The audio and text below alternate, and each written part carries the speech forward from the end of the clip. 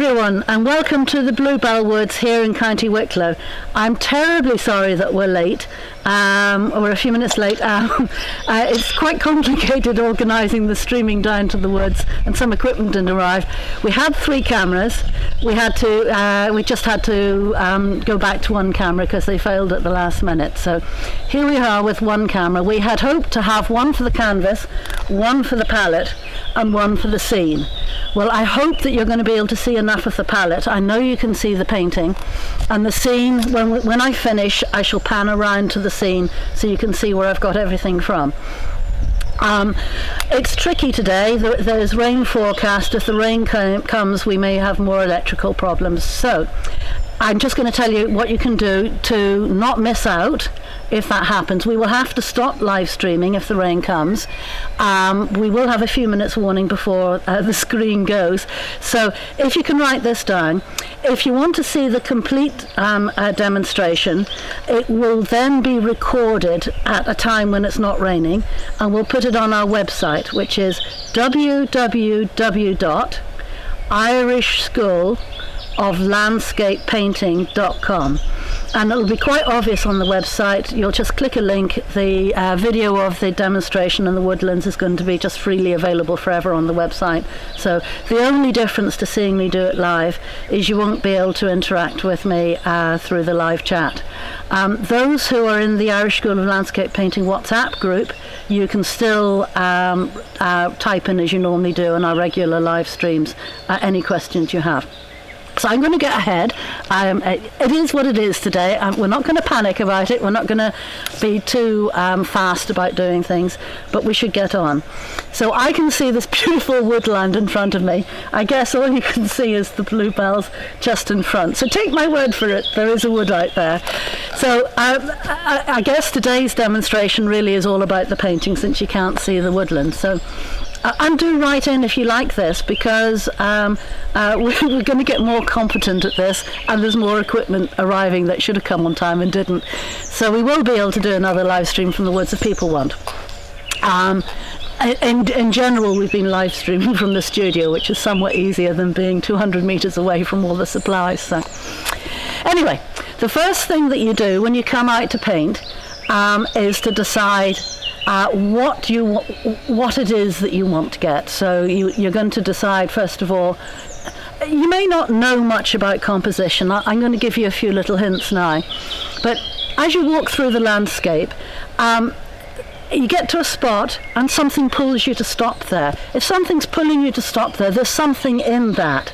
So what I would do is take out a piece of paper and a pencil and draw it. I know people will reach to the cameras, but the problem about working as an artist from a photograph is that the camera records faithfully every little bit of detail there is there, and you naturally get drawn into that narrative detail instead of looking for the spirit of the place, the structure of the place, the something that caught you. It wasn't the photograph that caught you, it was the being on the spot.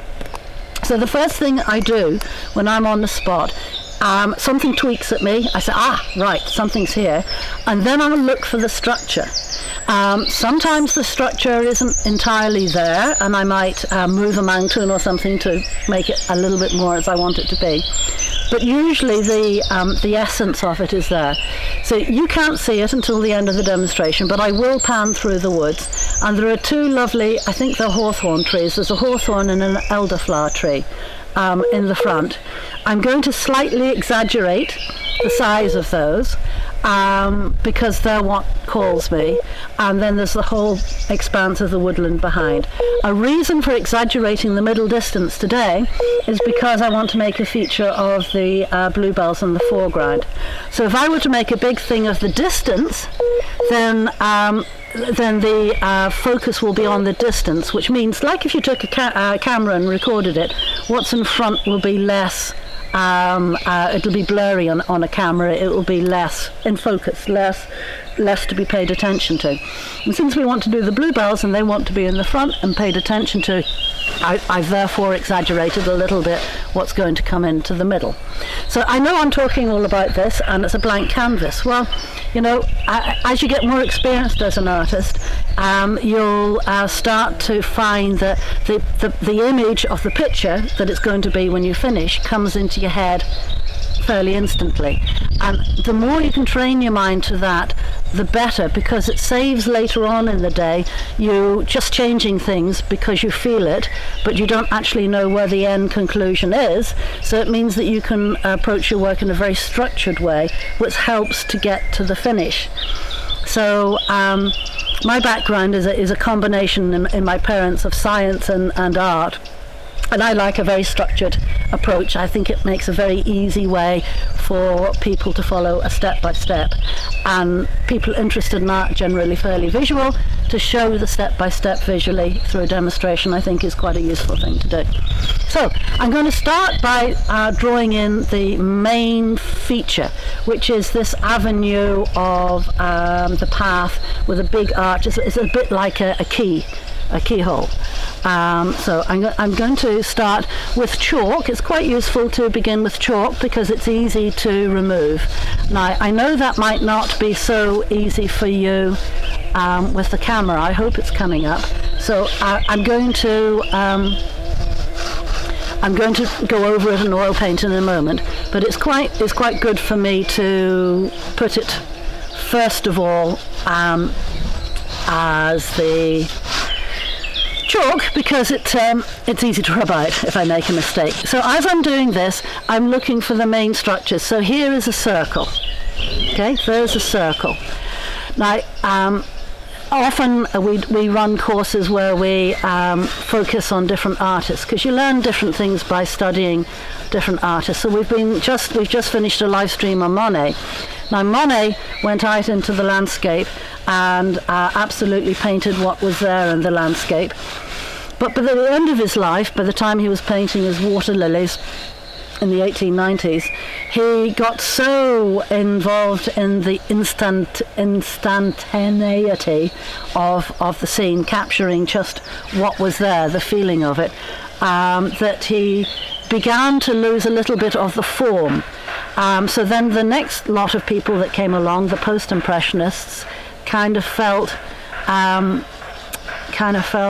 okay, we're going to develop that a bit more. And then the next people that came along after that were the cubists with Cézanne, who, because the common thing of going out and painting on the site had become so much of the moment that they lost a little bit of the structure. So Cézanne then brought back in the idea of cubism and went right back to basic shapes. So I love to work on the site. I absolutely love Monet's work. I also like to have that little bit of structure in the picture. I do think it helps one. So when you paint with an idea of structure, what are you looking at? Well, easy way of making this very complicated scene of woods into something simple is to look for the shapes. So if you look for circles, if you look for triangles, if you look for rectangles in the scene, it'll help you to comprehend what's going on. And if you then make sure that each of these geometric shapes are all different sizes, that will also help. So this is the hawthorn and elderflower here. This is the hawthorn over here. That's the shape of it there. And then back here we have more trees going back into the distance. So we have foliage sitting on those trees. We have this path going all the way back.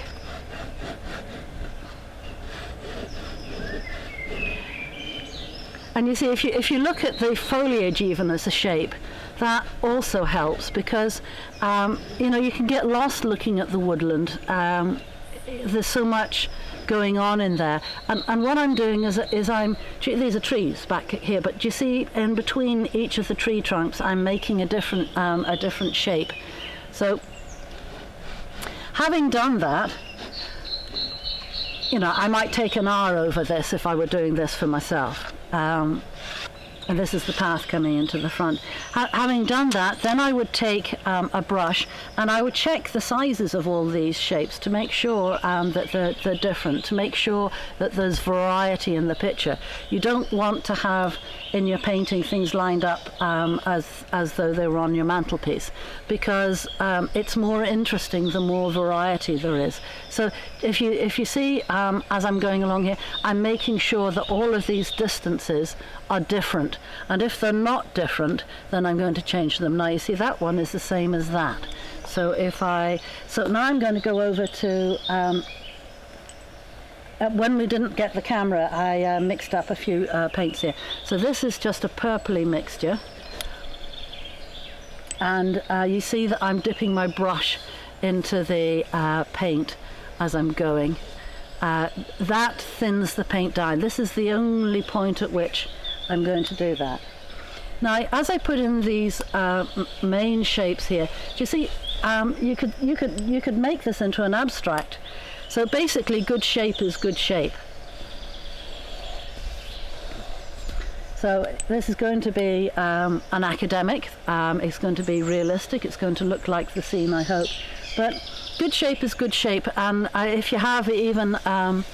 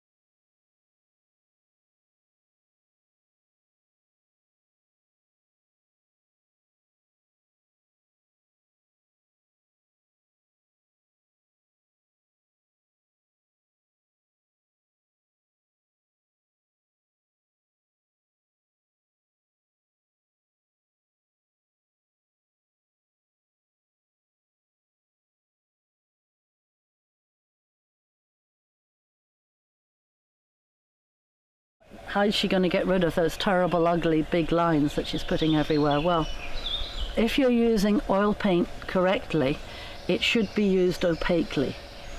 Oil paint is not meant to be used transparently. If you're going to use it transparently, then you need to glaze, which is a whole technique. So if your paint is opaque, then it's going to cover over these lines anyway.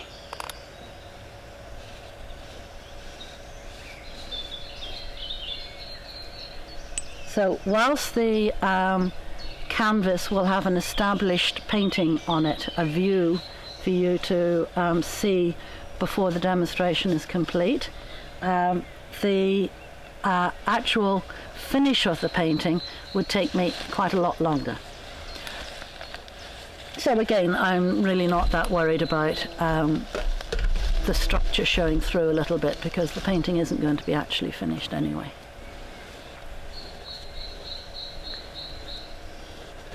Now, my son has come along and is moving cameras. I don't know if that means that we're going to get another view. It would be great if we do. Another view. We will get another view, he says most confidently, and when Donovan is confident, he makes it happen.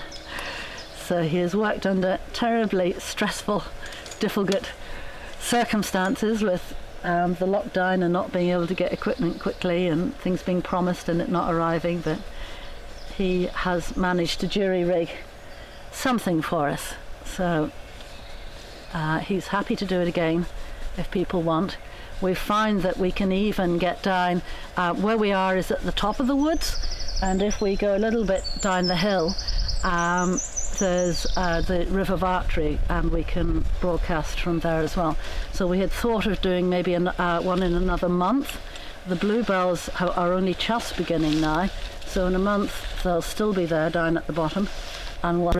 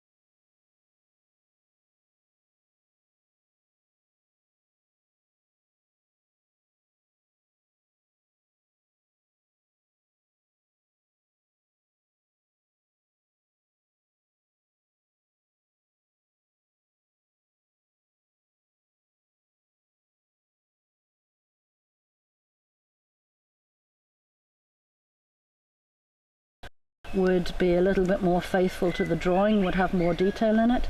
So if you were wanting to do brushwork, if you're wanting to put lots of detail in it and you wanted to also use palette knife, you'd find that the actual texture of the paint would distract from the fine detail. Sometime we can show you that when we've got pictures set up in a studio. Now, I don't know if you noticed as I was mixing there how I did it. So I'll do again. Take a little bit of the white. Now each of these tubes of paint are going to vary somewhat in their consistency depending on when they were produced, because one tube might have been produced a month ago and one might have been produced 2 years ago, because it takes a while for the manufacturer to go through in their big vats, the manufacture of like 40 different colours. So, and these colours keep 20 years more, keep a long time on the shelf. So there's no need to produce a whole lot all in one go. So you see this particular colour, Rhine Olive, is very oily, and this one that I'm putting in with it, Yellow Ochre, is not. So what I'm doing is I'm mushing them together with a little bit of oil and terps so that each of the molecules are evenly coated in the paint.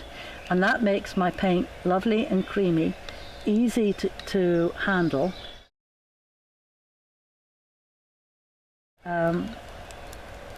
Any other layers underneath it.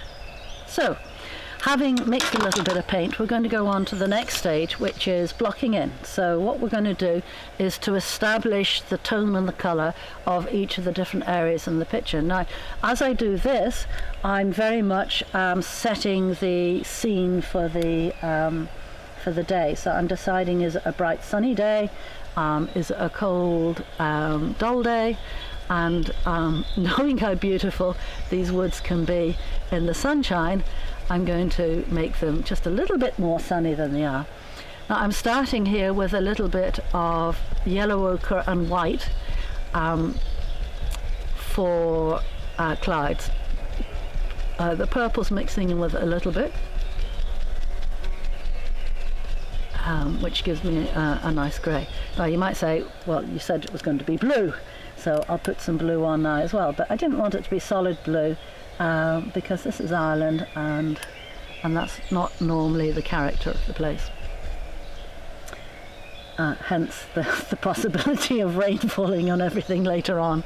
So here's a bit of blue. Now for the distance, so the base of the sky, to get the feeling of the base of the sky being further away from you and the top of the sky being a bit closer to you, that gives you a feeling of distance. Now wherever you are, when it's sunny, if you look outside and you look up at the top of the sky, you'll see that the top of the sky has a warmer feel to it than the base of the sky, the distance the horizon has. So therefore, if you use a cold blue, if you use hue to help you, because what we're trying to do is to create a three-dimensional image on a two-dimensional surface, so it's good to use illusion where we can. So if you look at the base of the sky and then quickly flick your eyes up to the top of the sky, you'll see that the top of the sky is warmer. So what does warm and cold mean? Well, something that's warm is like red. I don't know if you're looking at the palette or not at the moment, but there's red on my palette. So the warm red, you see how that comes towards you? The orange comes towards you, whereas the blue has the impression of going away from you. So we have in the blues a cold blue, so this is blue which would have a bit of green in it, it's a little colder. Oh, and this is a blue which has a bit of red in it. So this blue, having the red in it, it's called ultramarine blue, has a warmer feel about it. And you see, it automatically makes you have the illusion of distance without having to do anything more complicated than to know which colour to put there. Now you might notice that the paint that I'm using on my brush, I don't know which camera is on at the moment, so I'll let you just notice that. The paint that's on my brush, there's a fair amount of it. You'll see as I go through this demonstration how much paint I use from this palette. I put plenty of paint out, both because I didn't want to be stopping to put paint out in the middle of a demonstration, because you've got limited time, but also because this is a 20 by 30 inch canvas. So in order to cover the surface of this, it actually takes quite a lot of physical paint. Now if your paint isn't covering over the underneath drawing quite smoothly and easily, then I would go back to your palette and look at your mixture, because your mixture won't be quite right. Now I can't see quite as much blue as that, but I'll be bringing green over it, and I can see bits of blue come through the green, so it's kind of handy for me to have the blue in behind rather than having to fiddle bits of blue back into it at a later date. So it's quite a physical process. There's quite a lot of force going onto this, and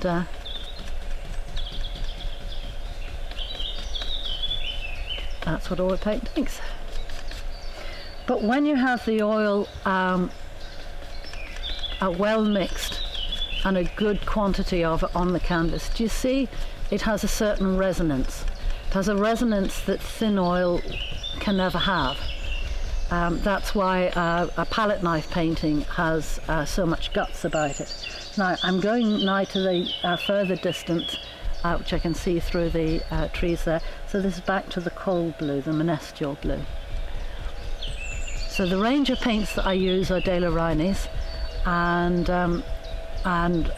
their cold blue is called monestial. If you were using Winsor & Newton, it would be called phthalo blue. That would be something similar. It's not quite the same. The monestial is slightly a greyer blue, which is particularly suitable for the landscape, but phthalo blue would do fine.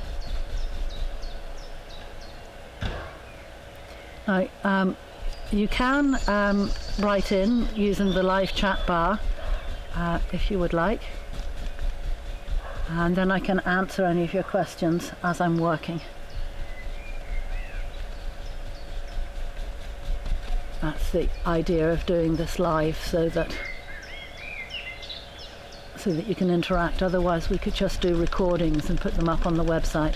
So that website, again, in case you didn't get it, is www.irishschooloflandscapepainting.com.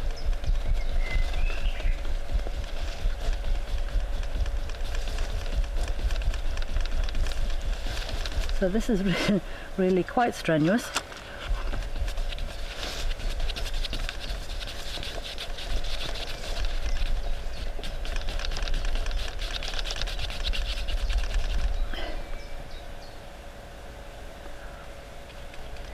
So the idea of this blocking in stage is to create a road map.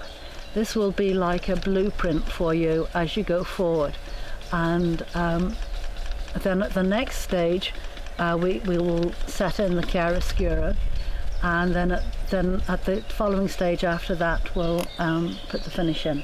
So today's demonstration is setting the scene.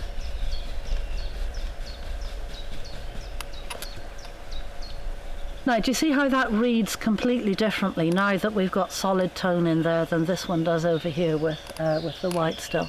So here we go. Maybe I should have used a smaller canvas today. But on the other hand, if you get to see the palette, when I use a bigger canvas, it makes it very clear how much physical paint goes into the making of the painting. And being nervous of the paint is the most common thing that I have to try and help my students with, because if you can be comfortable with the paint and learn to play with it, you'll get some quite interesting results quite quickly.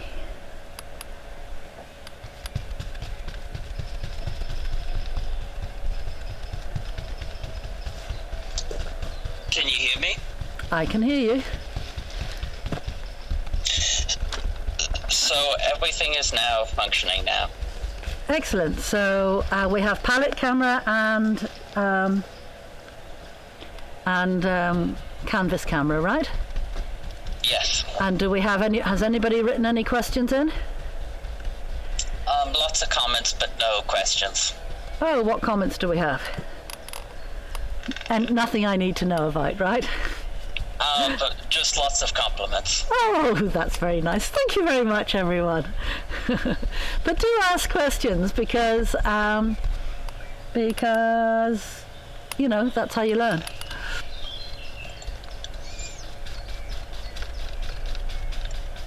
So you can see how easily this could be turned into an abstract painting. What's going to make it not abstract is all the detail that I'm going to go for.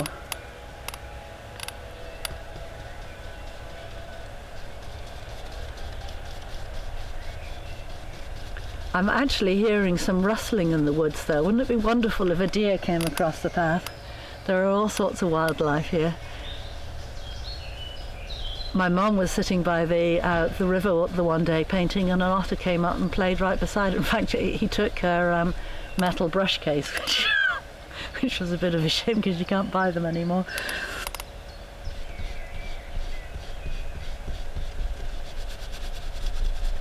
Okay. So, in the blocking in stage, you establish first the main areas, because obviously it makes sense to make this path in the front relate to the sky. The sky is what sets the scene. Then it is to do the road first and then make the sky fit to the road. So the whole ethos behind this blocking in stage is to build the whole picture up as a whole, bit by bit. So instead of as a less experienced person having to hold the whole picture in your head and then start in one corner and paint it down to the other corner, you can work it around so that as the picture starts to take shape, then you can make more informed judgments. So when I block in all of this, it's going to change the relationship to that, because when you look at that against the white canvas, it's quite different than when you look at it when it's got some tone on it. Anyway, you're going to see in a minute. Now I'm keeping two brushes basically, one for my cold colours, one for my warm colours. Makes things easy peasy then. So oh, you've got both palettes working, that's fantastic. So now I'm going to mix up the colours for the path. So I'm going to take some of this colour, which is called light red. It's sort of a terracotta colour, but its name is light red, although it's actually a brown. And a little bit of my bluey colour from the sky. And a bit of my ochre, yellow ochre. And put in the path.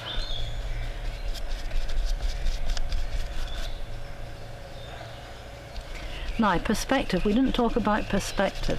So that's a kind of a big subject all in its own right. But you see, this is the path here. When I turn the camera around at the end of the demonstration so you can see the view, you'll see the path here is much wider than the path there. And I took care that where the path turns in the background, it isn't immediately above. That's the path, and that's the bank. So it's not immediately above this point. This helps to give me a swing into. Now I've exaggerated the swing that's really there. It's not nearly as much as that in real life, but I use the excuse to get it to pull me in. We call it a lead-in, and it helps you to walk through the picture. Right, just mixing a slightly lighter tone of that, so a bit more yellow ochre and light red, less of the blue in it, and on it goes. And you see how much paint goes on.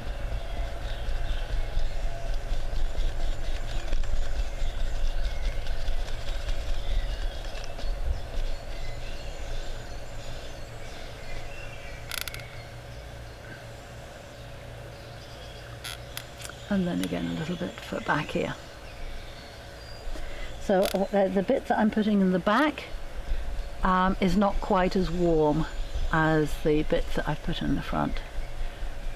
A bit more yellow in it and a bit less. But the yellow ochre is kind of an earthy colour. It's not a very strong yellow. So it sits into the background there. Now next we'll put in the trees. Now what a shame we don't have sunshine.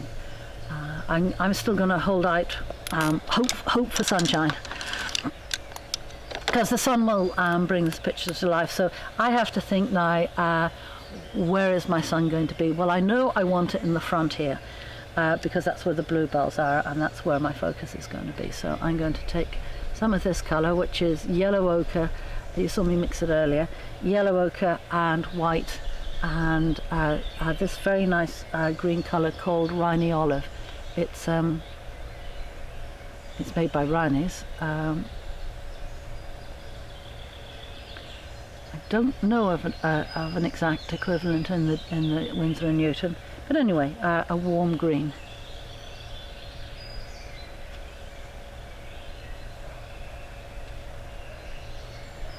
And as it comes forward, I'm going to bring more warmth into it. Now this is a cadmium colour. Cadmiums are very warm. Now cadmium colours you want to be careful of, because they're a heavy metal and they accumulate in the system, and that's not good for you. So you don't want to get it on your skin. If you get it on your skin, I always have some baby wipes on hand just in case. It's not so dreadful, but it's not good to have it long term, and definitely not good to have around with. Well, definitely you want to be careful if you have kids around it.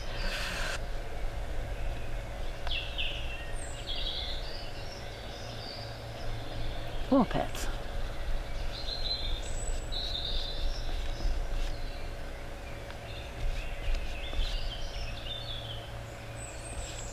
So I'm sure Donovan's panning to and from the camera.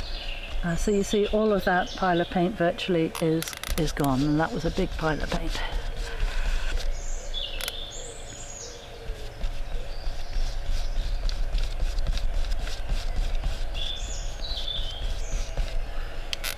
A bit more. So that's Rhynie Olive with cadmium yellow.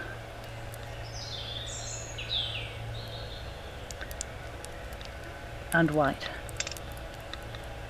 Touch of yellow ochre, so I get a little bit of variety into it. So basically the same mix as I had a minute ago.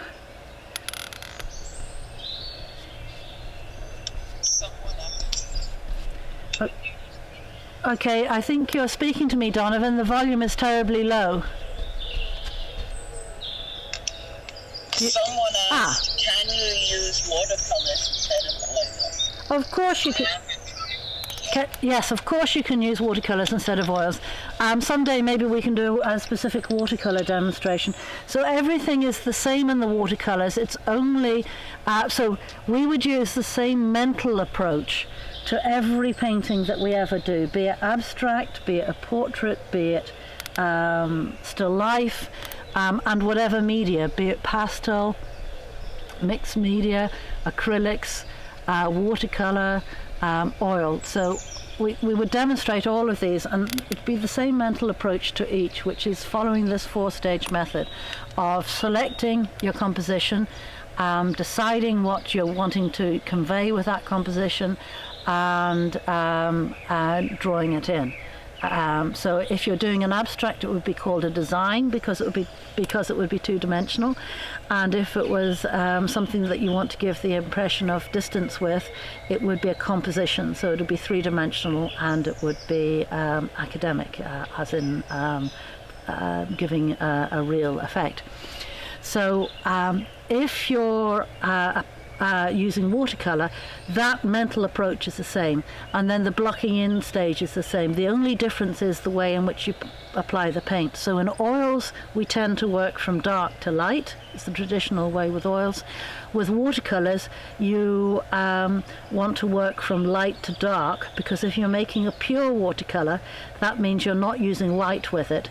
Then you can you're going to have to reserve the white of the paper. It's all a little more complicated. If you're using watercolors, I'm sure you know how to use them.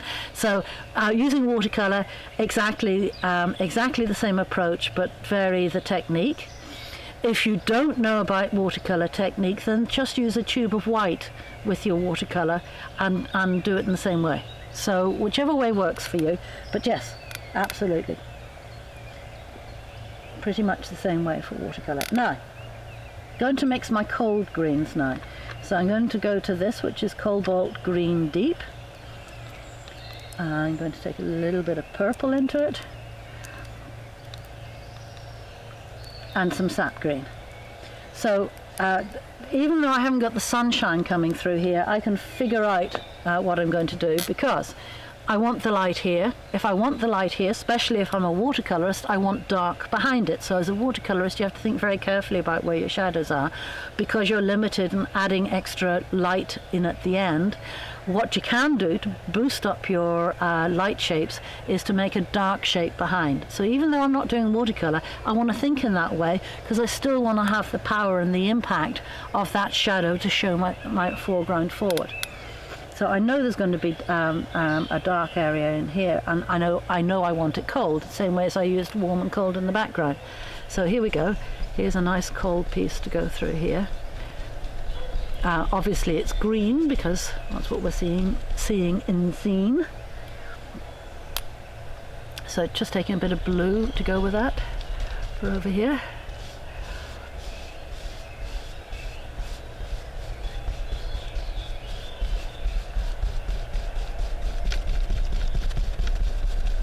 So I just added a bit of white there, because I don't want that piece to be too much in the front, but it does want to be cold. And in a moment, when I put the canopy on, I shall be more precise with the shapes, because I haven't drawn in my canopy shapes there. Of course, this would be much easier if I had. If you're working in watercolor, you would want to establish your shapes a little bit more carefully, as in having some more smaller shapes drawn in.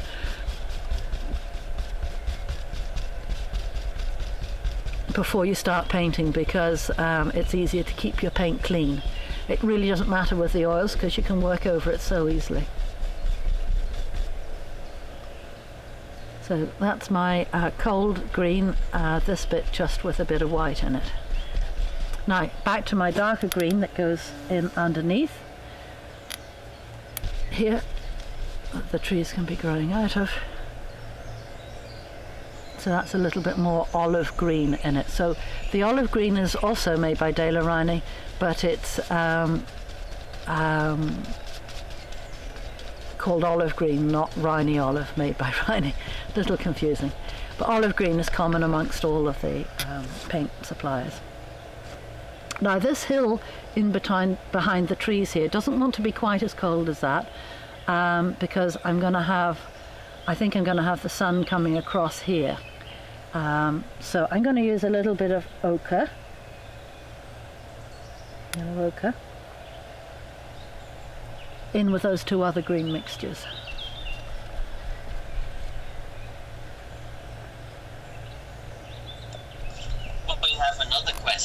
Yeah, what's our other question? I'm also popping in. Yeah, go ahead. Sorry, go ahead. Sorry, you're too quiet, Donovan. Can you speak up, please? What mix are you using for the green? Okay, this green here was olive green, made by Rhiney's, but not the Rhiney olive, which is this. It's just called olive green. Olive green with cobalt green deep and a little bit of ochre, I think. Here, the same with a bit of white in it. And over here, I'm going back with the same brush I painted this in. I'm going back to this mixture. And this mixture in the front is Rhiney olive, which is this light olive green, and ochre and cadmium yellow pale. But I've been adding a little of the lemon yellow, because you'll see the lemon yellow is a colder yellow than the cadmium yellow pale. They're both similar, but you see that one comes more towards you and this one goes a bit further away. So for the distance, we want the cold one.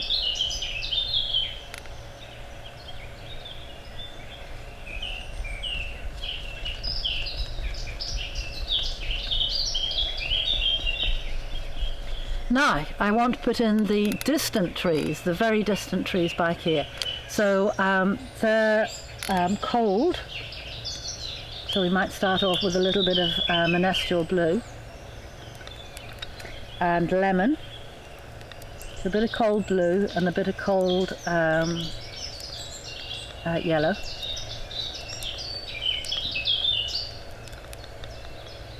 So we have all the spring greens around us, which are quite sharp, quite fresh and sharp. The colours will change as we get into the summer.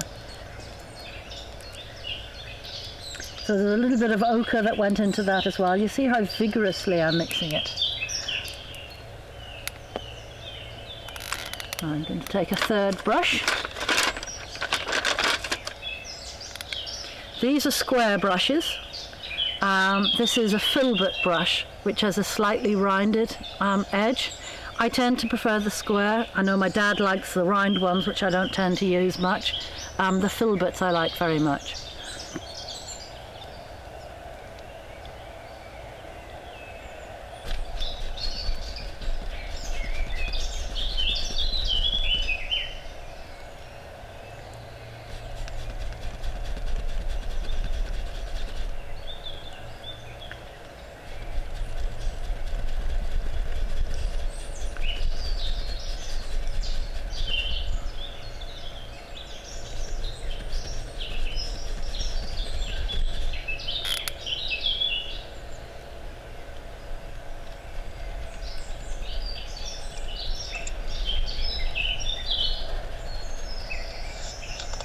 We have another question. Okay. Fire ahead. Are you using the concept of fat over lean with thickness of paint and the painting progress? Sweetheart, I'm losing you as you read it. You have to point at the microphone. I will repeat it. Thank you. Are you using the concept of fat over lean with the thickness of paint and the painting progress? Yes, absolutely, because it's not just a concept, it is a fact. So the fact is that oil paint I'm sorry, if you want a short answer, you'll have to write in you want a short answer. I don't tend to specialise in short answers. I like to give the full story. So the full story on that question is that, because it's important to know if you're an oil painter, is that this paint that I'm putting onto the canvas will be touch dry in a few days, but it will not be chemically inert for about a year. During that time, as it dries, it sucks, the canvas support will suck some of the oil out of the paint on top. The next layer of paint that I put on top of this, again, the layer underneath will suck some of the oil out from the layer on top. Some paints So for instance, when you might not know my dad is Kenneth Webb. He tends to paint very colourful pictures, and he might use cadmium red straight out of a tube in his painting. Now that cadmium red, because the cadmium paints tend to dry slowly, in the centre of that bulk bit of paint that he squeezed out of the tube, the centre of that might not actually be chemically inert for 10 years, maybe even more. So everything dries at a different rate according to how much oil there is in it, how thick it is, what the support is. If it's a piece of canvas board, it's not going to draw as much as a cotton canvas. If it's a cotton canvas, it's not going to draw as much as a linen canvas. So everything varies a little bit. So the reason that why they say fat over lean is that first layer of paint that I put on is going to have its oil sucked a little bit by the canvas. Then it is going to suck from this green layer that I've put on top. So it's important that while you're painting, you're aware of that you're not going to put thin paint on top of thick layers. Otherwise, in 10 years and 20 years, you may have seen it, that sort of crazy paving, sort of cracking that you get sometimes in people's paintings. That's caused by the sucking action. So to be sure about how it works, I start with a mixture of 50% linseed oil and 50% turpentine, which makes a thinner mixture for the beginning stage. It also hastens the drying. The terps will hasten the drying. And at each successive layer, I put more oil into that. So in the chiaroscuro layer, I will add more oil. And then in the finishing layer, I might even finish for my own paintings in pure oil. Yeah. So yes, absolutely, work it with the fat over lean idea. Now, that's the background, those background greens. Now, I know I've got all these background greens to do, but I would like to get in my major trees here. So these are the two major pieces of foliage as you look through the avenue. And then I've got these two major ones to put in here for the trees in front. And I'm going to hop from there to here because they're the major things I'm looking at. So as I come forward, obviously these trees, the foliage on the trees have to come forward. So I'm going to mix a warmer mixture. So back to the palette. And I'm going to find a nice new spot. So I'm going to take Rhine olive and a little bit of lemon on one side and then some cadmium on the other side. So you see, out of the one pile of paint, I'm making, now that's cadmium yellow mid, I'm making a variety of warm colours. I'm taking a little bit of emerald.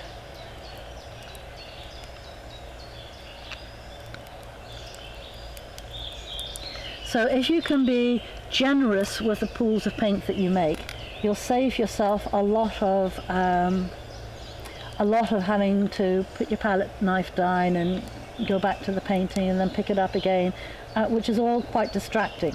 It takes your eye off the painting. So I like a systematic way of working where I can keep everything working along together. So I'm going back to a warmer colour, back to my warm brush. Cold brush, warm brush, background brush, which is a mixture of the two.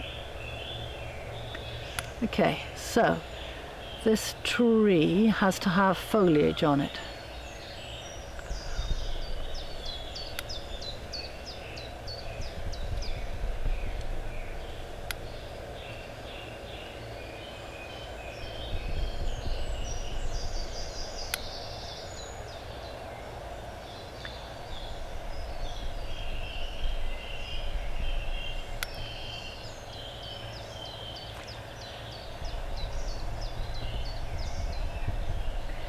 So this is what I was saying about the opaqueness. If you're using the paint in a traditional way of fat over lean, there is no problem with the paint underneath mixing and affecting your paint on top.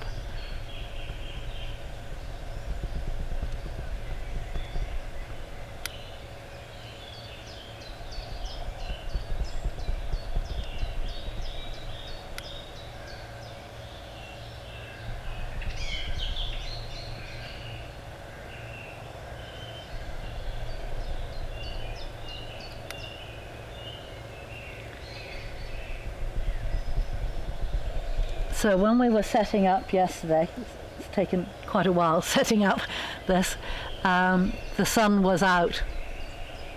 So I'm drawing on my memory of that for painting this picture. Now I know that eventually when I do the chiaroscuro stage I'll be putting in shadow over here, so I'm just allowing some of that canopy there to mix with the paint in the background.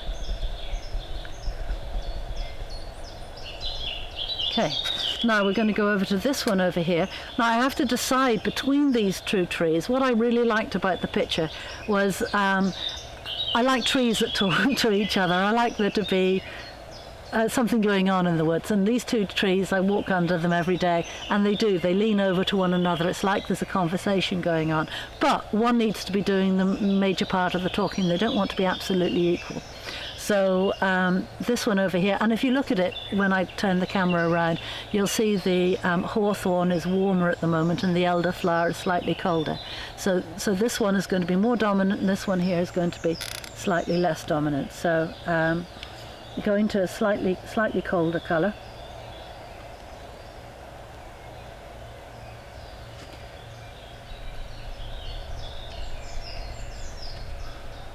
So as I'm blocking this in, I'm looking at the shapes that there are in front of me. So the canopy, the spread of the branches underneath the foliage that I'm painting makes the canopy itself, the actual leaves that I'm painting, into very specific shapes. So it's that I'm looking for. I'm not looking for the individual leaves at this stage. And looking for those shapes that weave their way through the woods.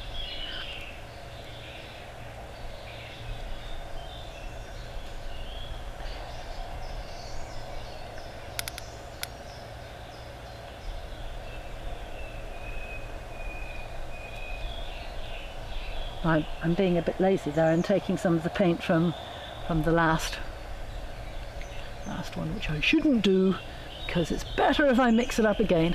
But I'm beginning to wonder how we're doing on time. How are we doing on time, Donovan? Maybe he doesn't hear me. How are we doing? 4 minutes until the scheduled break, but we started 5 minutes late. Oh, we're not going to take a schedule. We're not going to take a scheduled break, Donovan, because if there's danger of rain coming in, we'll just get this done. Okay? Okay. I don't think anyone will mind skipping coffee break. They can always skip off for a couple of minutes and get their coffee. And then you can rewind. Yes. Oh, that's true. So Donovan's saying, in case you didn't hear, if you want to go off and get your coffee, you can rewind the live stream to get back to the right spot. Yes, it'd be a terrible shame to take our usual coffee break and then find that the rain had come in, so skip on that.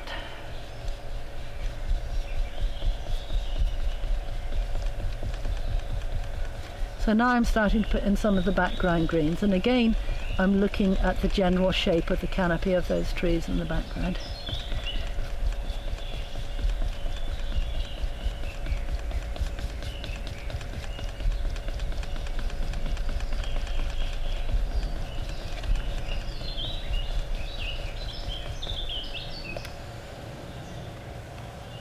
So there's one, and once you've got one in, it's easy to see the tone of the next one, because the tone of the next one is not as dark as that, not as light as that, it's somewhere in between.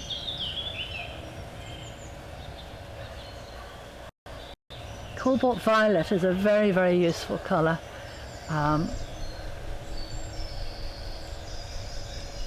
Just to get a few softer greens. Now, I want to go quite dark back there, I think.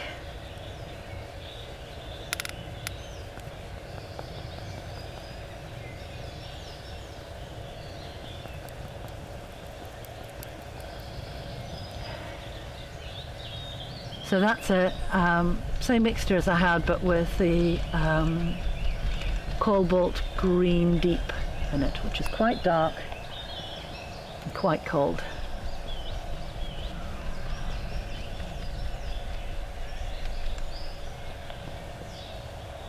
and adding a bit of sap green with it.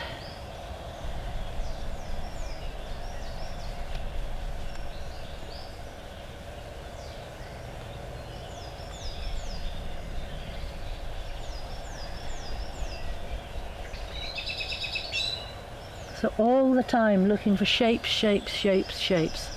If I don't get the shapes at this stage, by the time I get to the next stage where I'm having to juggle the balls of light and dark and trying to make everything look three-dimensional, it'll be a lot more complicated. So at this moment, all I'm thinking about is shape and tone and local colour. And you see, everything I'm blocking in is actually quite flat. When we, well, I was going to say when we stand back from it, of course on camera we can't really stand back from it, but when we get to the end of this stage, I trust that, I hope that everything will sit each area into its own plane, into its own position within the landscape, so that the foreground sits into the foreground, the middle ground sits into the middle distance, and the background sits in behind. So when I do take a break from this, before I decide that the stage is done, I will stand back to assess it. The reason I stand back is because when you're sitting with your nose right in the canvas, it's very easy to get caught up in detail and to lose sight of the overall concept. So by standing back, you allow yourself to have a different point of view, and you can see things more as a whole than be stuck into bits of detail, bits of narrative.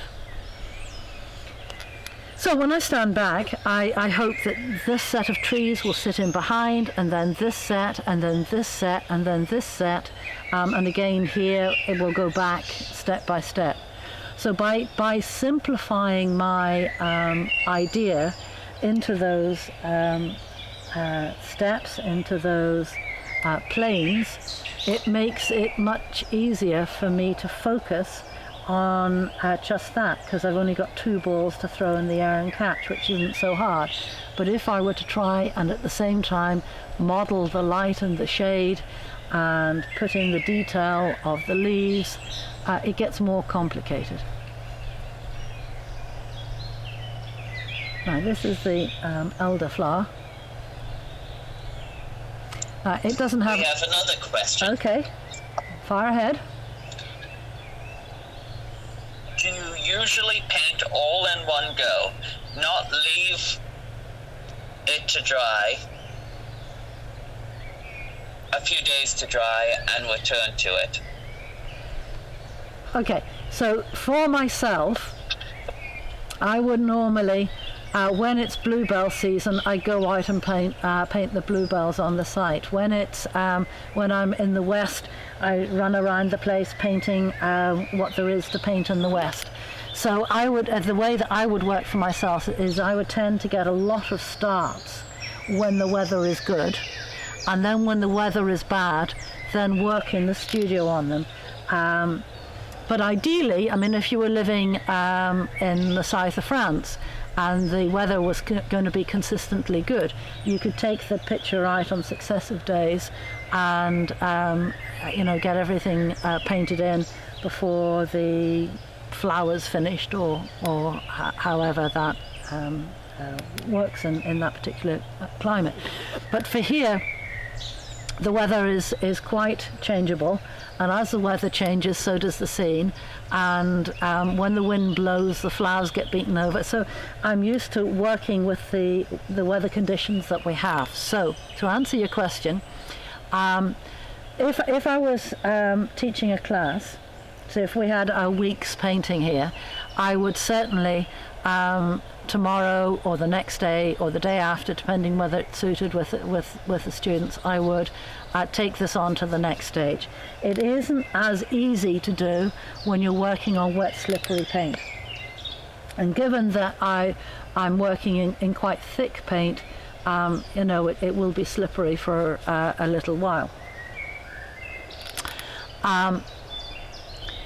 So I'm perfectly happy to do that, but it is easier if you let it get touch dry before doing the chiaroscuro stage. And the reason it's easier is if you make a mistake and you want to change something, then you can just rub it out, and you know that your original plan, your original roadmap that you made in this block-in stage is still there. You've nothing to lose.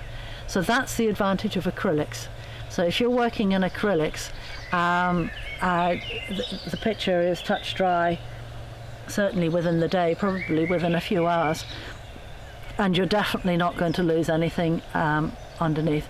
So in fact, what I often do for my own work is I will start on the site in acrylics and then work over it in oil by sealing off the acrylics first.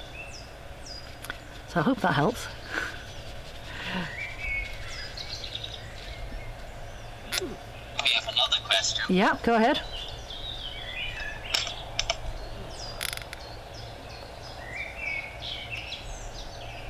Fire ahead. Can't hear you. You said you'd like the square brush, but Yes. is brush size important, and does it apply to all paint mediums? Yes, brush size is important, because instead of using these size brushes, if I had to use these size brushes, it's half the size, so it'll take me twice as long to do this. And as it takes me twice as long to actually apply the paint, so I'm going to get tired, and so the scene is more likely to change. And so you lose that instant reaction. It takes longer, and you're more likely to get drawn into detail, and it can tend to get fiddlier. But most important is your energy won't last, and the scene will change. So yeah, brush size is important. So as I'm putting on, so now I'm going to do the background part on the left side that's been ignored. And you'll see, as I put it on, there's the big brush, and as I put it on, it smoothly blends into the background. If I were to put it on, same paint with a smaller brush, I start to get more fiddly, and it's more tiring on my hand. It's not a deal breaker. You know, you can do it, but do you see how many more strokes I have to put in to do the same?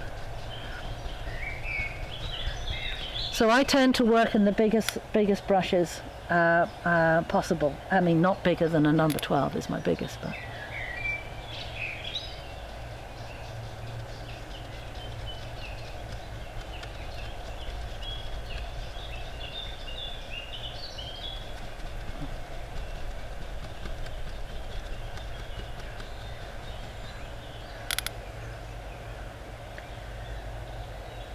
So this is actually quite hard on my arm up here, just because I have to do more with my arm to get the paint on.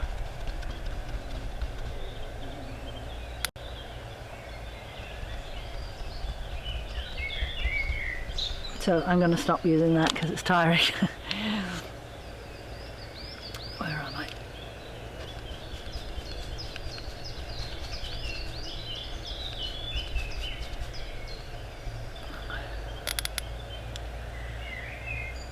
Right, and then even further distant tree. So this is back to my cold brush.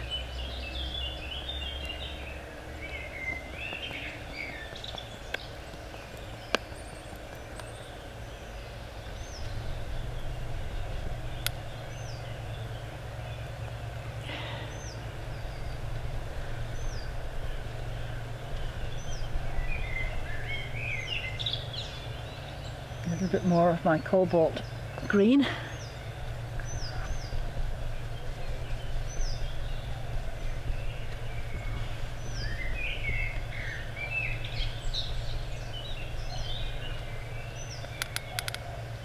Now then, we want a bit more foliage coming across this side.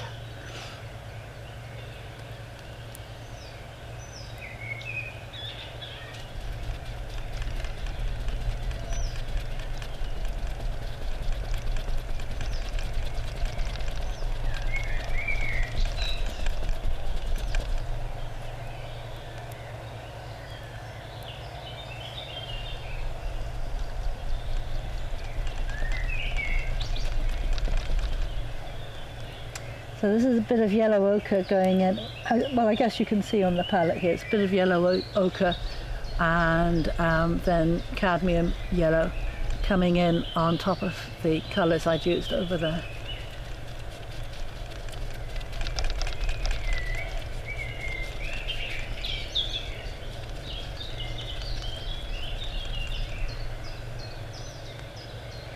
And as I bring the canopy closer and closer to us, so I'm using warmer and warmer colours.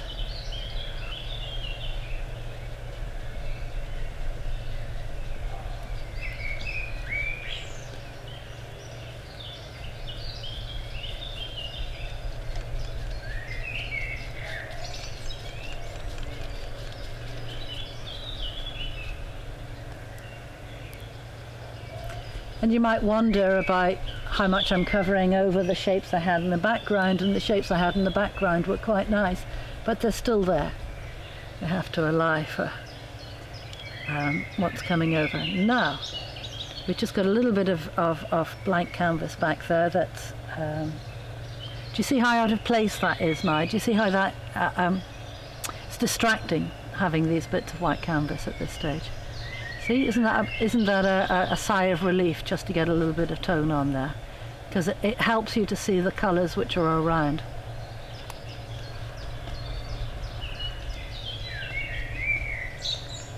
Same here.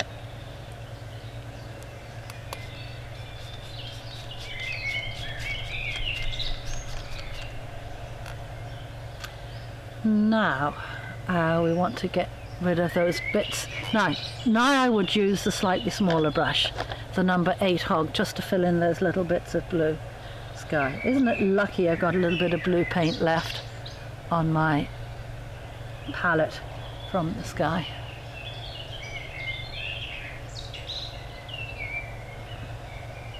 So before I finish today, do make sure you take note of the palette and see how much paint that I've used, because there's nothing more restraining from getting the work done than having to continuously go back to the palette and squeeze out more paint.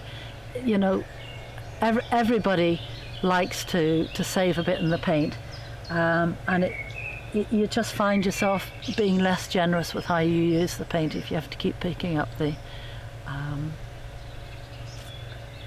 tube and squeezing more out. Now the box that I'm using as my palette works very well if you're painting quite regularly, because when you close it over, it's airtight, so it keeps the paint a little bit more moist. But most importantly, you close it over and you can carry it under your arm back up to the house. If you're not painting regularly, just a tear off paper palette might be just as easy for you. Now we can put a little bit of dark into the front.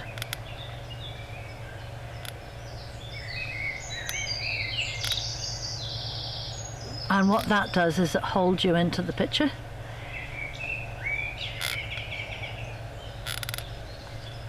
And if you can see into the bluebells, this is the colour of the green foliage there. So this is sap green with alizarin green.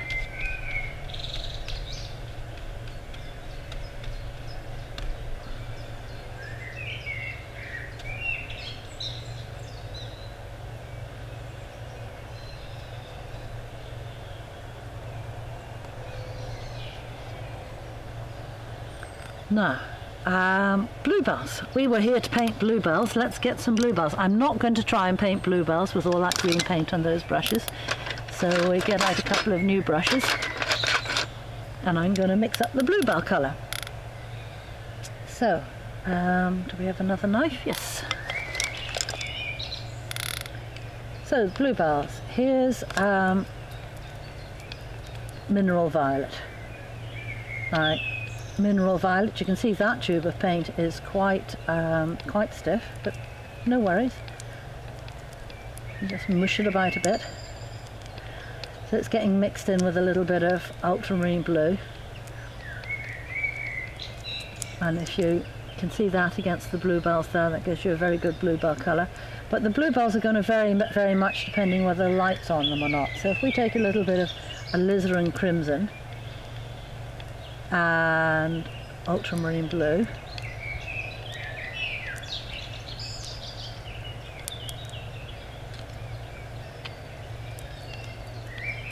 I'm just aware we're going to need more paint, so there's some more mineral violet in at the side.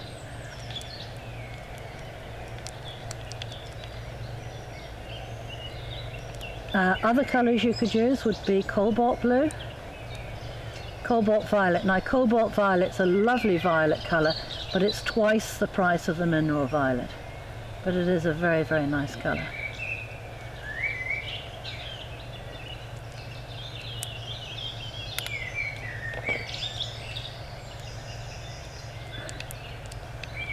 We have another question. Oh yes, go ahead.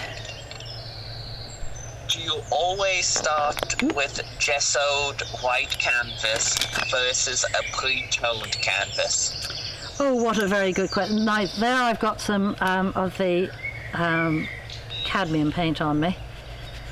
Not desirable, so just remove it with a wipe. My palette knife fell off the palette.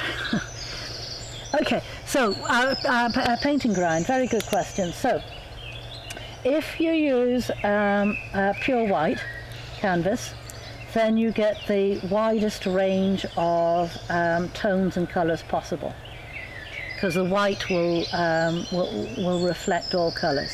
If you use a toned background, that reduces the amount of colours that are going to reflect back to you. So it's like if you were playing a piano. So when my son was learning to play the piano, all the practice was around middle C. So you have a restrained number of notes to use, which makes it easier to play a simple tune. So if you have a tone on the background before you begin, it makes it easier because you don't have any white canvas to deal with. So you're limited in the number of tones that you can put there. You can't put pure white on it because it affects the refraction in a small way. So it just reduces the range of tones and colours you can use, so it makes it easier to get a picture that harmonises. But if you take things step by step, even complete beginners who've never picked up a paintbrush before, if you follow these steps step by step and don't try to do everything all in one go, if you, don't try and put the icing on the cake until you've made the cake. Bake the cake first. So get your composition done, get this essential block in done first, then it's easy to model it and make the sunshine come through here and make everything look three-dimensional, and then put the finishing touches. So I haven't found a need to put a ground on. I never use a ground, but it's a perfectly valid method, and people do that. So bluebells. Right, so you see I've mixed up a little range of colours there, so take two brushes again and in go my bluebells. Lots of paint.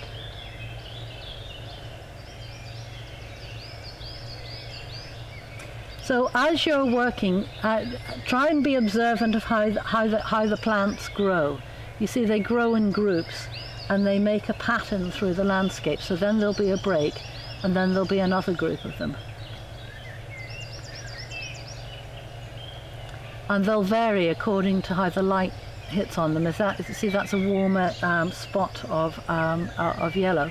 So if the yellow is warmer, then so will the bluebells be.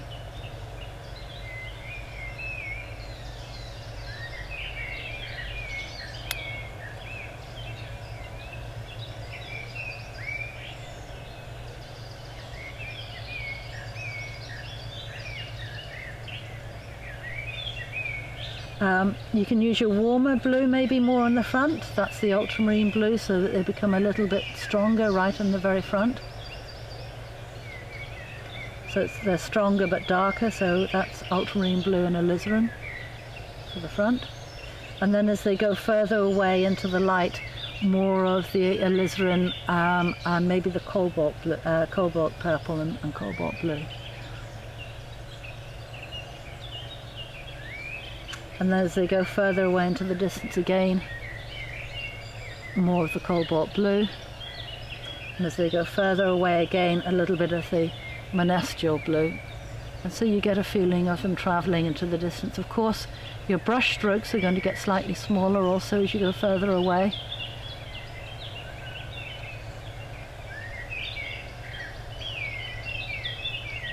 And the same process over here on the right-hand side, left-hand side.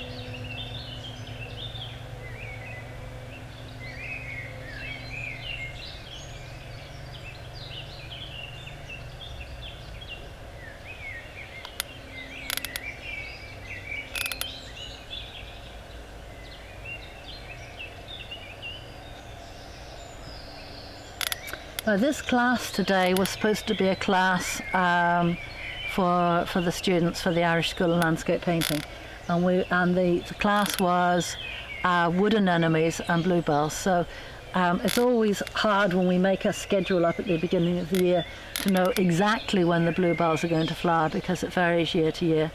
So the bluebells are only just coming in. Which makes it quite possible for us to do a second one of these live streams in a month. But the wood anemones have almost gone. So they're a very windflower, they're also known as. They're a very delicate little bell-like white flower. But because they've gone, the garlics come in. So whether it's the windflowers, the wood anemones, or whether it's the garlic, there's always white flowers that grow in amongst these bluebells. So I'm going to put in the garlic now in just a minute. If anybody wants to ask about the bluebells going in, that probably is something that people get quite fussed with usually.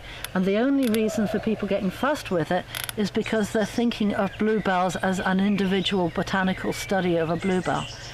When you're walking through the woods, you're not usually aware of the botanical accuracy of your bluebell. You're usually walking through the woods and you just see the shimmer of blue. You see the impression of it rather than, the exact. Now, if we're right in the distance, there are some more bluebells back there.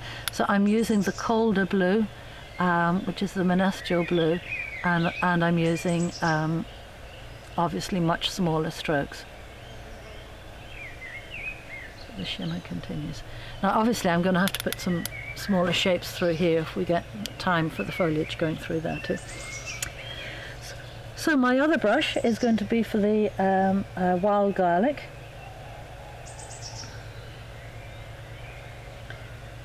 The wild garlic, by the way, is amazing if you get beset by midges while you're out in the woods, which can happen. It's a great midge repellent. Midges being mosquitoes, flies.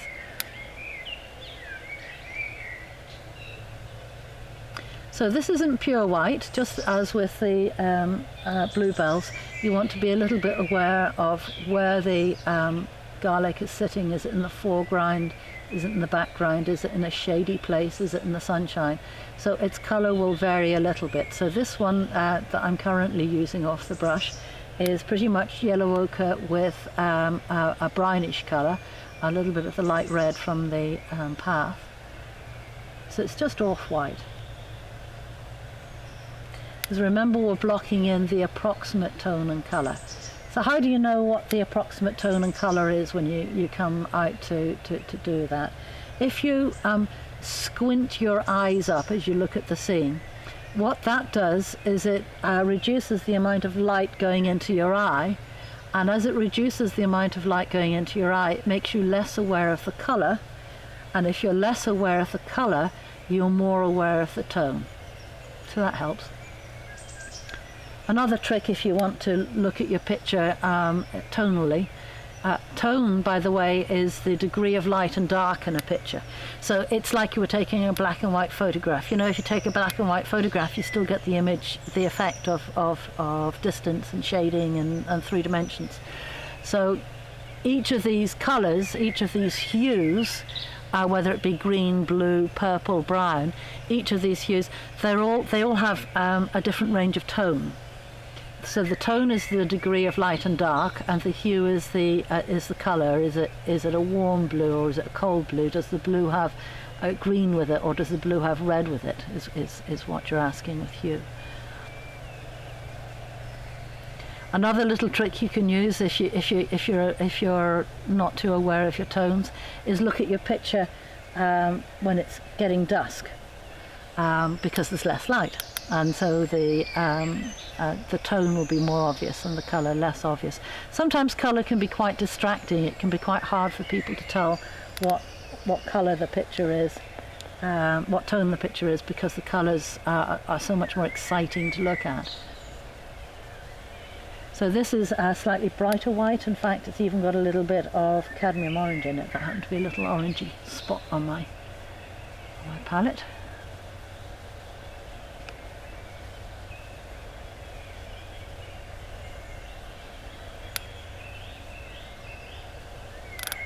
How are we doing on time, Donovan?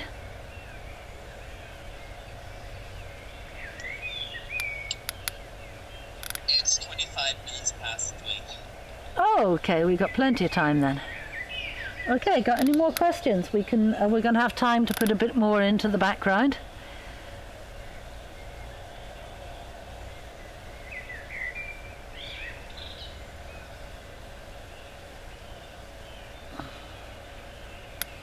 Okay, so we have time to go to the background. So I'm going to put down those brushes, and we're going to go to number 8.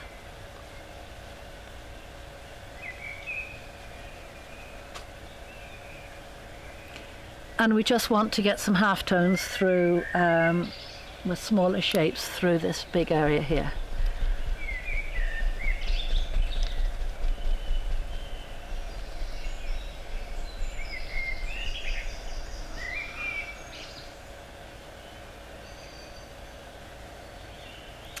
So I want a few darker tones. This is olive green with the cobalt green deep.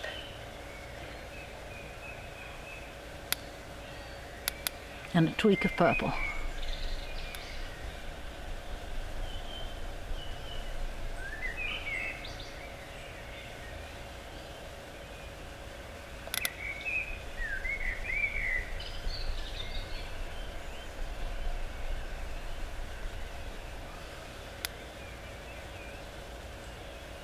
So varying the tone little bit by little bit, but basically looking for shapes of dark that go through this background, and then in a moment we'll look for the shapes of light. Remember, in oil painting we tend to work from dark to light. If you're doing it in watercolour, you have to do it the other way around, light to dark.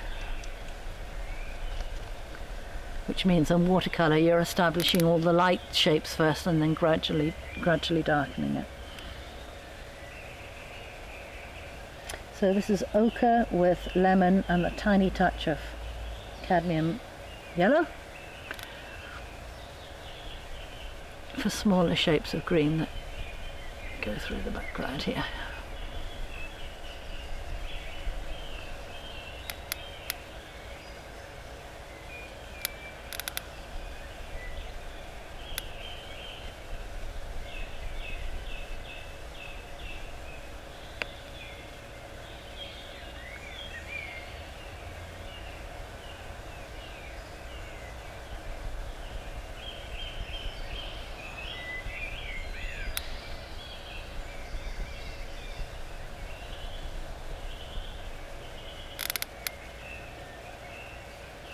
Okay, now, having done that, we're ready to go back now to our trees.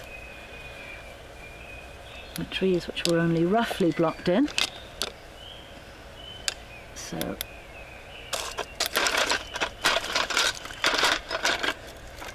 I think I'm going to have to repurpose one of my number 8s.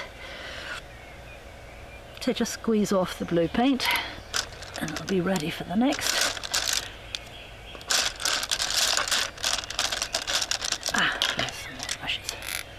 Okay, so now we're going to put in the branches for the and the trunks for these trees. So I'm going to start with my major ones, most important ones. So it's the main tree in the front here, which is the hawthorn. So just the same as everywhere else, I'm using a small variety of tones.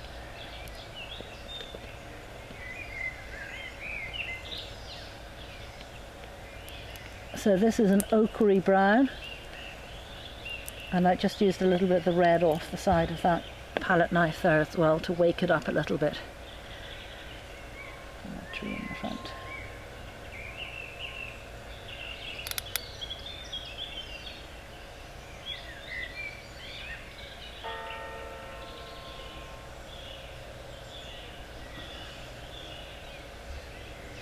And I want some dark there as well, so back to the colour I mixed to begin with for it. So that's alizarin crimson and ultramarine blue, and a bit of brown, burnt sienna.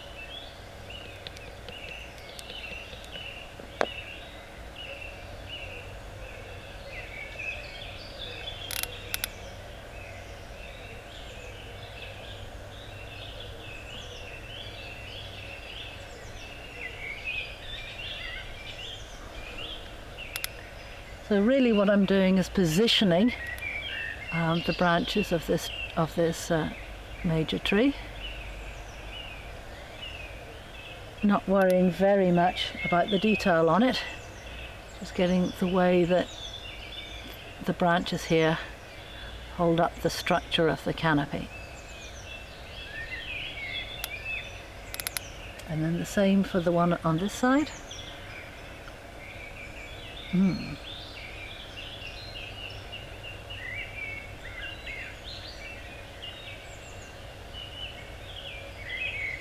This one's going to need a lot more foliage on it.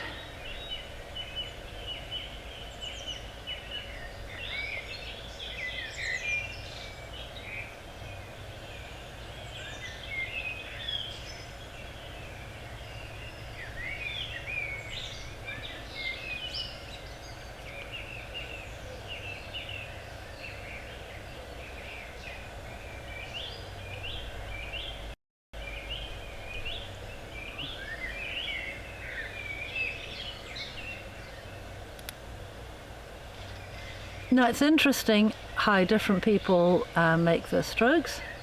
So here in the West we very often start at the top of, at the end of a branch or the end of a stroke. In the East they tend to start at the bottom and go up. So it doesn't really matter which way you choose to do it. What matters is that you get the right brush strokes in the right places, the right tone.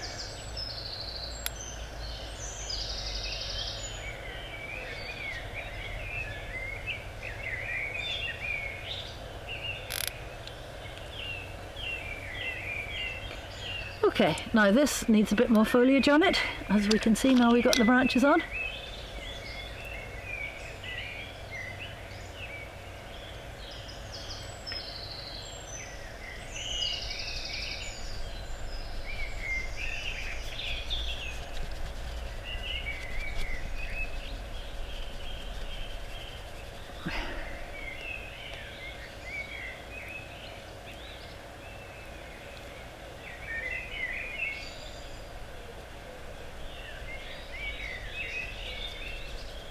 So I haven't really spoken much about brushwork at all. We've just finished a series of studio classes on Monet where we looked a lot about brush strokes and how we were using the paint. But since what we're doing today is just getting a scene blocked in from the landscape, I've not really spoken a lot about brushwork, because it's not so essential how you put the paint on. What's essential is that you have the right tone in the right place, that you end up with this good roadmap at the end of the day. So you can get different effects with different brush strokes, but don't overly worry yourself about that when you're just trying to capture the sea night on the side.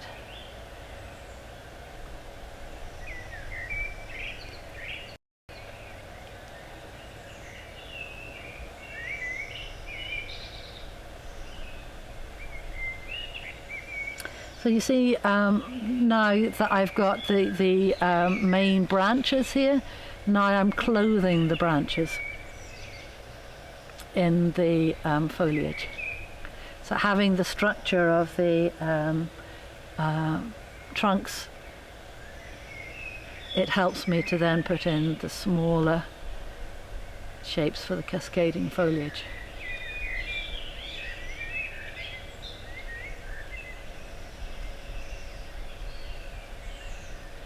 So in a moment, when I've got this done, then my next thing will be to put in the smaller branches, and then again it'll be putting on the foliage that belongs on the smaller branches.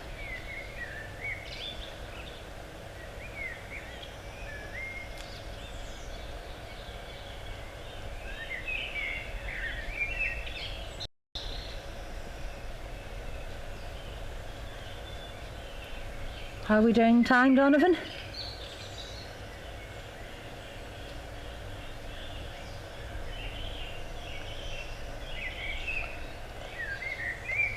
It's 3:36. Okay, so we're into the last 20 minutes. So any questions? In a moment we'll just go to the smaller shapes of the branches and then the smaller shapes of the foliage. So what I hoped to convey in this demonstration was the systematic use of this 4-stage method.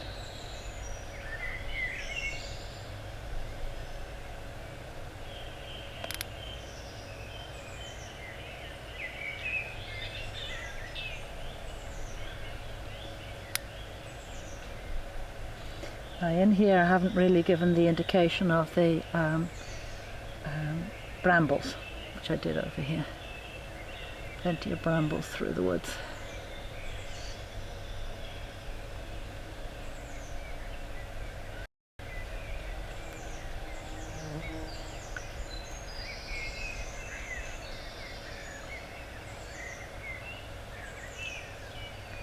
But you see, as I come forward, there's a much greater variety of the different tones and colours that I'm using. In the background, the variety of tone and colour is somewhat muted. Now, back to putting in the trunks and branches. Because this one's more in the front, it's slightly warmer.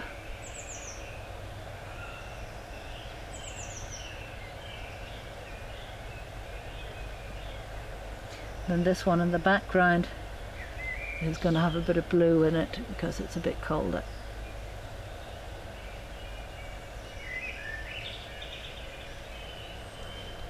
Pay attention to where the foot of the tree roots, because that gives it its position in which plane it's sitting. Foreground, middle distance, background, where is it?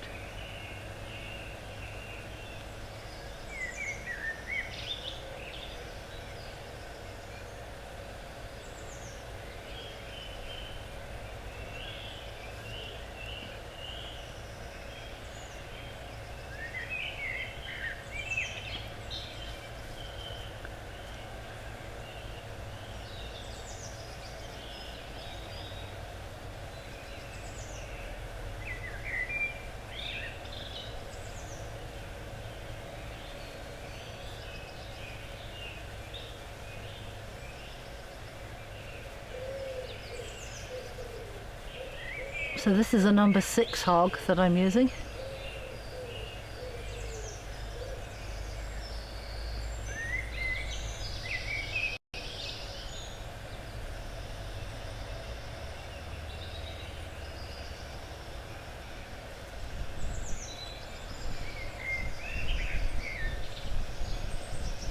Now to put in those small trees that I had in the distance, it's good to mark those in the landscape, because if you try and do this sort of work in the studio, it can get a bit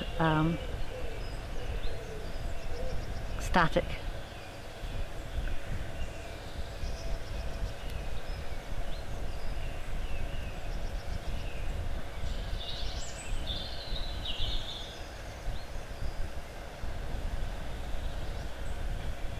So this is just a Daylon brush. Sables are good, and the Daylon brush is just a synthetic substitute for the sable, just a bit cheaper. Right, now you can see as I've put in more details over here, so this area over here has become quite in need of attention. So, simple.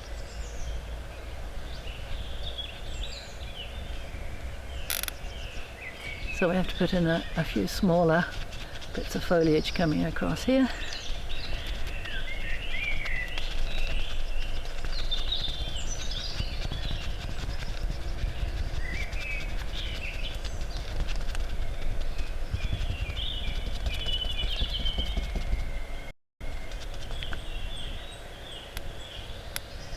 So Donovan, I think when we get to 10 minutes before 4, then I could pick up the camera and just show everybody the scene, and we can stand back a bit and see the image of the scene and the picture as well, if you think that's okay for me to do.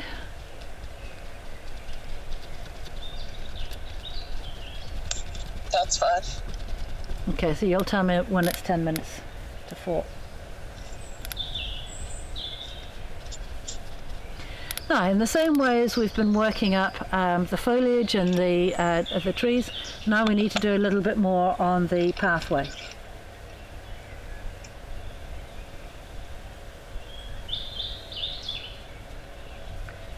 So I can get a little bit of green foliage spreading over the path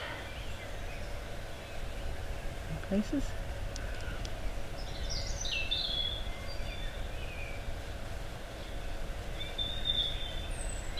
So the edges aren't quite so freshly cropped.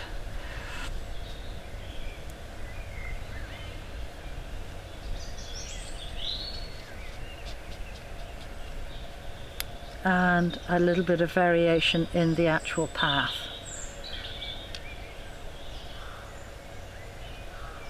So it's just a question of taking some different tones of light and dark. Obviously, if the ground is dark here and here, there has to be a shadowy piece over this part of the path. Do you see when I start putting that in, how much depth that gives to the view?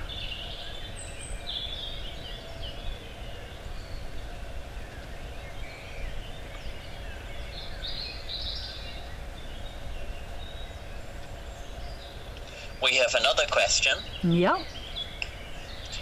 Is it better to use sable brushes, or are the cheaper brushes just as good? Oh gosh, no, sable is the best, without doubt. But the sable is quite expensive.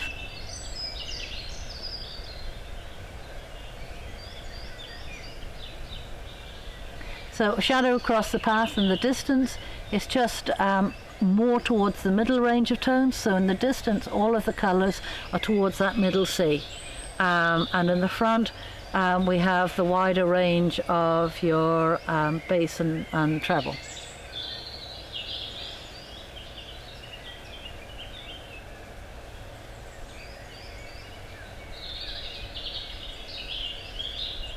We don't have a shadow here, but we can imagine that we do. There will be shadows coming across here. And if the shadow comes across here on the path, then it's going to come across into the greenery too. So we just take a little bit of cold into the green.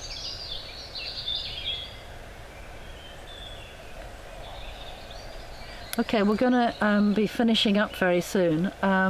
Any questions? I'm going to put in a few finer branches now, and as I'm putting in the finer branches, I'm going to be thinking of some light ones as well as the dark ones. We've only done the dark ones so far, but if you look in the landscape, you'll see some of the branches, even on a dull day, will look light. Some will be a bit deader than others, drier, so they'll be light, but the sun will shine on them in different ways, or that just the light catch them in different ways. It doesn't have to be actually sunny.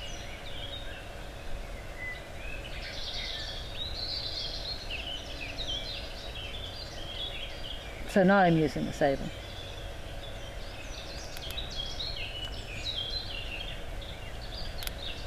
If it's in the distance, it's going to be bluer.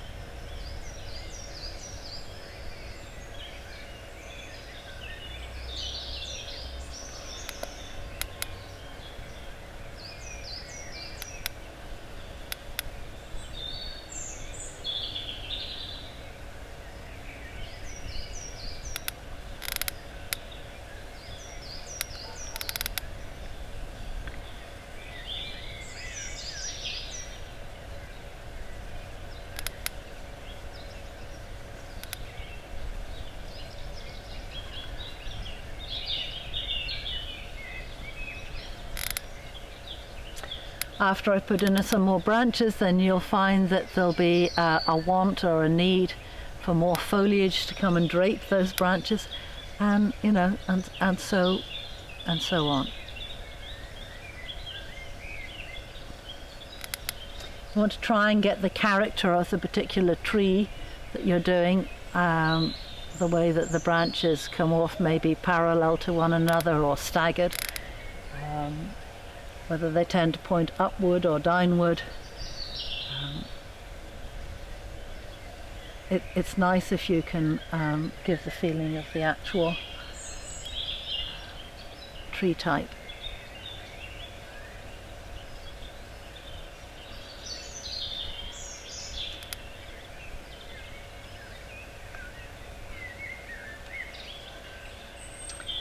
Okay, I'm sure we're getting close to that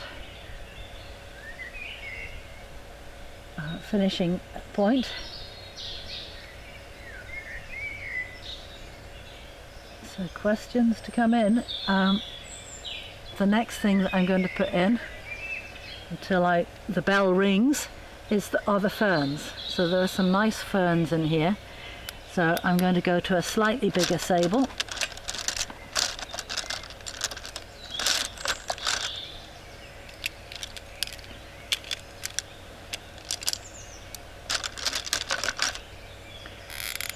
And do, before we finish, check out the palette, how much paint I've used. And this is some cadmium green.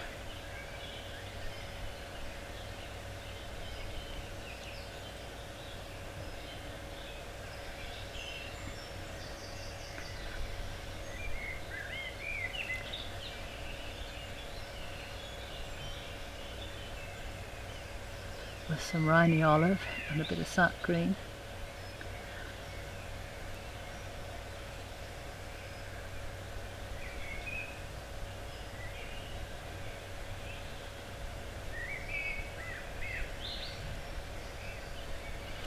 As I do that, I see how much work the brambles need. So now some of the colder greens for the brambles in behind.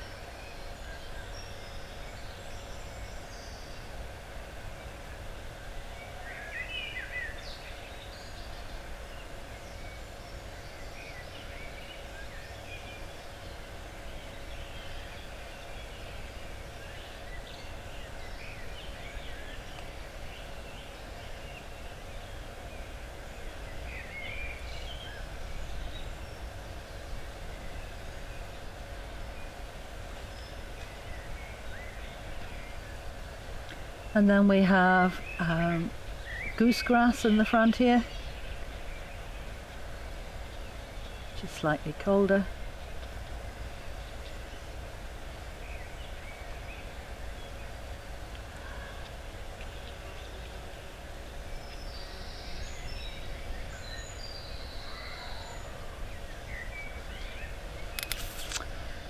Right, and then we can go into slightly smaller pieces of foliage.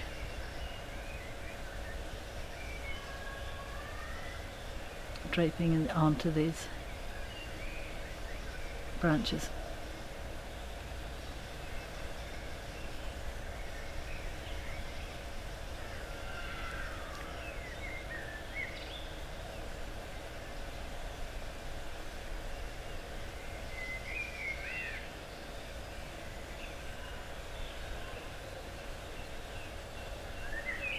So the whole idea is that you keep each area working with the rest of the painting, that you don't get bogged down in one piece. Now a few more branches to hold that. A few smaller branches.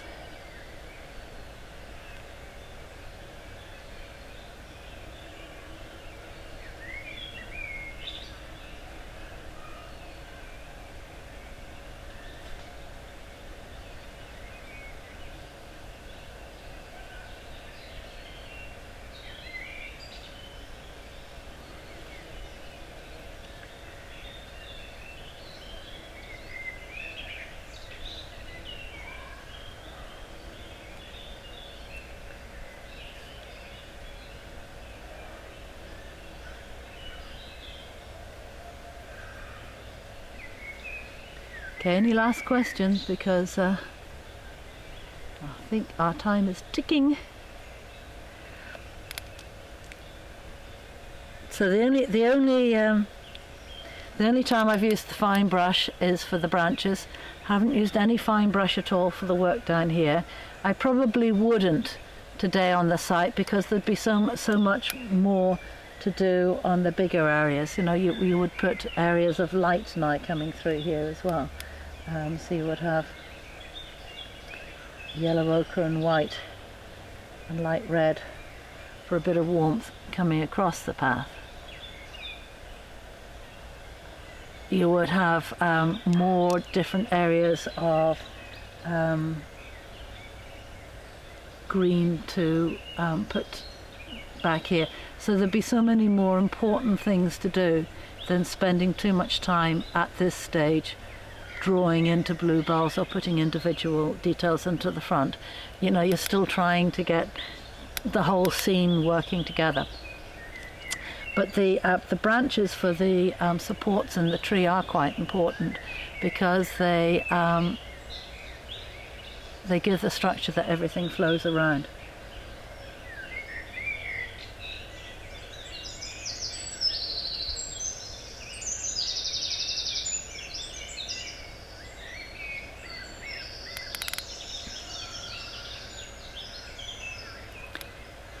So we've been lucky with the weather. I am delighted.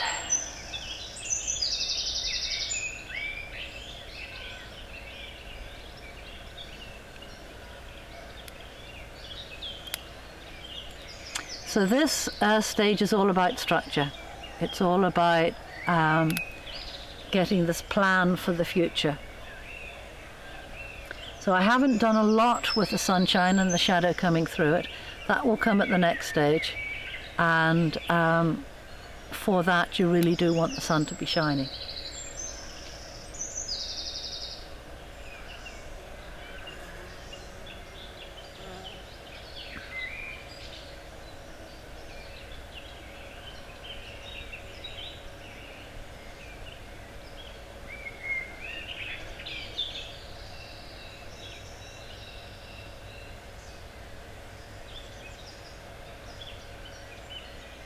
Now, there's more small trees which I can put in the background now,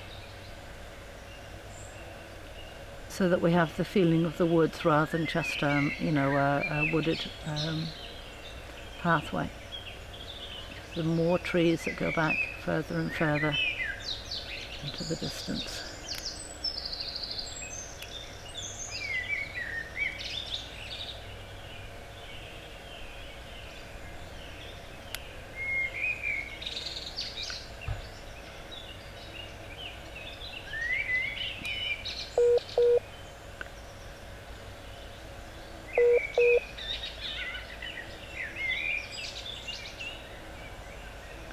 Donovan, there's a signal going on. Does that mean it's time for me to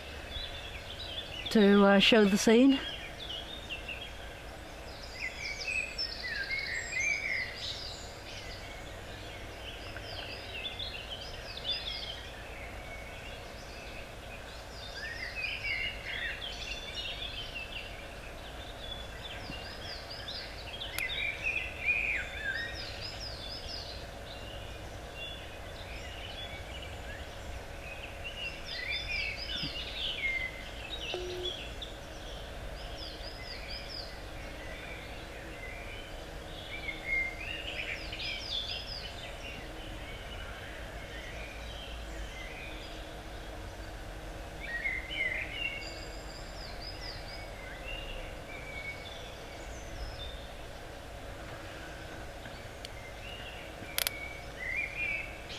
Okay, that's Donovan coming now, so I don't know if I've lost you, or are we still live, Donovan?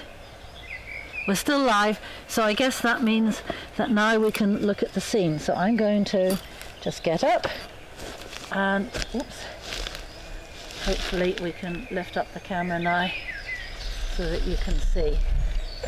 So that is what we've been painting. What's that? You don't need to move that camera. Okay. It's much easier using that. Okay, and there's the setting of the scene. So, no ability to ask any questions again now, I think. No, we can't answer questions. We can't answer questions at the moment. So I hope that's been enjoyable.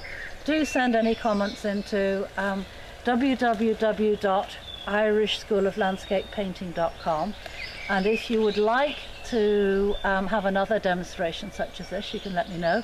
And if you've got any further questions that you wanted to ask and maybe you weren't able to get onto the live stream chat box, you couldn't figure it out, then just write into my email address, which is susan@irishschooloflandscapepainting.com.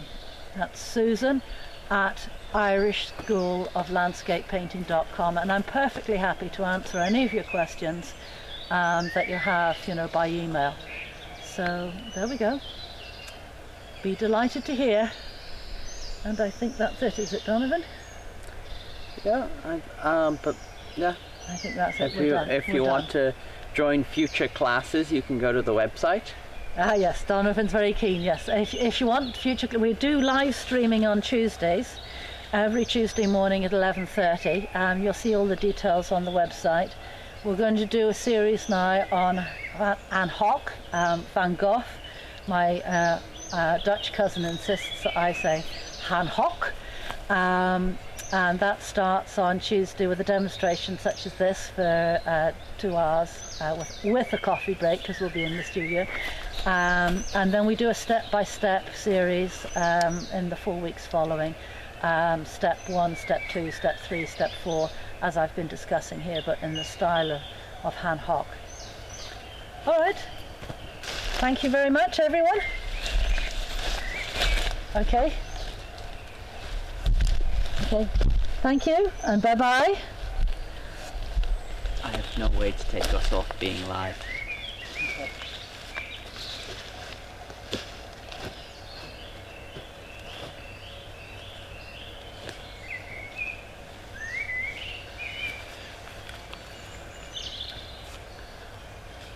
So we're going to, for 5 minutes, we're going to leave the live stream on like it is, so you can appreciate the painting, so you can have a good look at the painting and also the bluebells in the scene.